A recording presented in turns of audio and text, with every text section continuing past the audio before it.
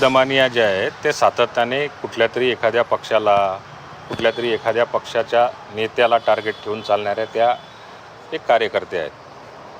पार्थ पवारांच्या बाबतीमध्ये राज्य सरकार असेल, राज्याचे उपमुख्यमंत्री अजितदादा असतील, मुख्यमंत्री असतील, यांनी चौकशीचे आदेश दिलेले आहेत. 1 महिन्याच्या आत ती चौकशी येऊन ती सगळ्या जनतेसमोर ठेवण्याचा निर्णयसुद्धा आत्तापर्यंत जाहीर झालेला आहे.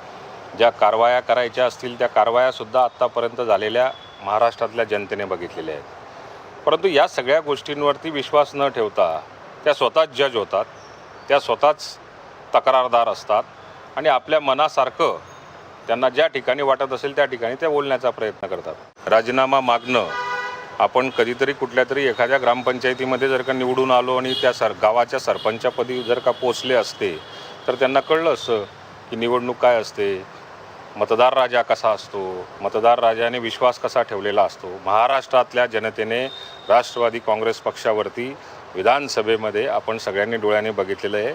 जनतेचा आमच्यावर विश्वास आहे. अंजली दमानिया काय म्हणतात याच्याकडे आम्हाला लक्ष देण्याची आवश्यकता नाही.